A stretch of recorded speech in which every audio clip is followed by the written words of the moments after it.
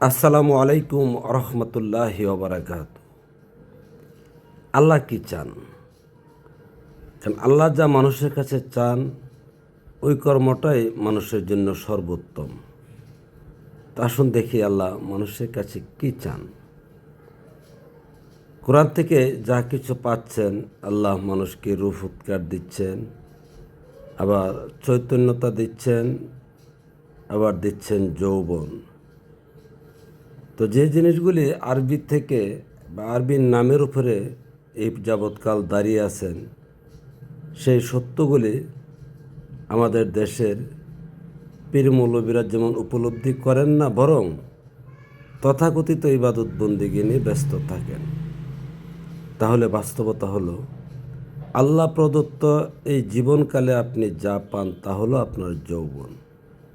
তো যৌবন কি কাজের? যৌবন তো জাস্ট একটাই কাজের, যৌবনের মৈথুন করা বা সহবাস করা। সহবাস ভিন্ন যৌবনের তো আর কোনো কাজ নেই। আর এই যৌবনের মাধ্যমে মহান রাব্বুল আলামিন আপনাকে দিচ্ছেন যৌবন শক্তি বা যৌন শক্তি, যে শক্তির মাধ্যমে আপনি সহবাস করার জন্যেই প্রেম করেন। নারী হলে পুরুষকে ভালোবাসেন, পুরুষ হলে নারীকে ভালোবাসেন, ভালোবেসে বিয়ে করেন। বিয়ে করে শেষ অবধি কোথায় যান? সহবাস করতে, এবং সহবাস করেন। করে তাতেও যদি পূর্ণ তৃপ্তি না দিতে পারেন বা পূর্ণ তৃপ্তি না পান, তাহলে একে অন্যের থেকে বিচ্ছেদ ঘটান, ডিভোর্স দেন। যে কোনোভাবেই হোক একে অন্যের থেকে সরে দাঁড়ান।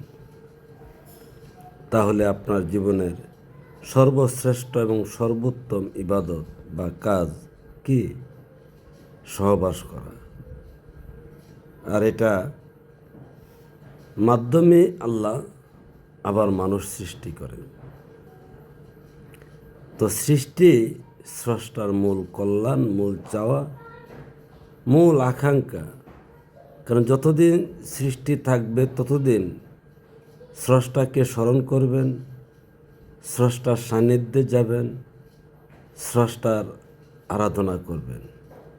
আর এই কারণে আল্লাহ তার সৃষ্টির কাছে এটাই কামনা করেন, এটাই চান যে তুমি আল্লাহর ক্ষমতায়, আল্লাহর নির্দেশে সহবাস করো। এটা আল্লাহ নিজে উপভোগ করেন, উপলব্ধি করেন, এবং তার সৃষ্টির কাছে এটাই চান। কারণ আল্লাহ এখানে দুইটা লাভ আল্লাহ নিজের। এক, তিনি তার নির্দেশের প্রেম উপভোগ করেন তার সৃষ্টির কাছে, আবার তার এই সৃষ্টি বহাল রাখার জন্য এই মাধ্যম ছাড়া তো আর কোনো মাধ্যম খোলা রাখেননি। তাই আল্লাহ এটাই চান একমাত্র সৃষ্টির কাছে।